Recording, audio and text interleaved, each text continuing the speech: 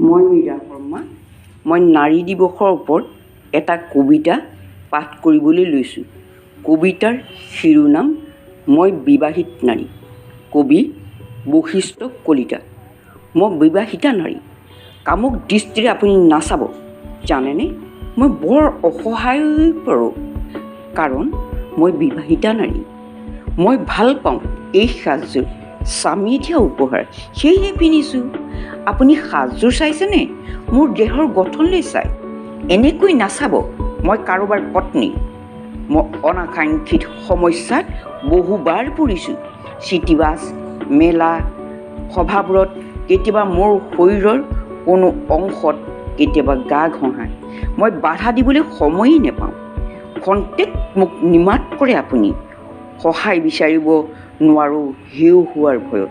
King কৰ্তব্য বিমূঢ় হৈ পৰোঁ। কিয় এনে কৰে আপুনি? আপুনি নেজানেনে মই এগৰাকী নাৰী? আৰু কিয় বিচাৰ নকৰে মই যে বিবাহিতা? আচলতে আপুনি জানেনে, আপোনাৰ পৰা মই নিৰাপদ আশা কৰোঁ। আপোনাৰ পৰা মই সহানুভূতি কামনা কৰোঁ, কাৰণ মই নাৰী। কিন্তু আপুনি নুবুজে। আপোনাৰ মনোকামনা পূৰ্ণ কৰিবলৈ এপলকো নেভাবে আপুনি। মই কাৰোবাৰ পত্নী, কাৰোবাৰ জীয়ৰী। আপোনাৰ ইচ্ছাৰ কাৰণে মই অসহায় হৈ পৰোঁ। পৃথিৱীত কি শিকিলে আপুনি, যদি নাৰীকে সন্মান কৰিবলৈ নিশিকিলে? ধন্যবাদ।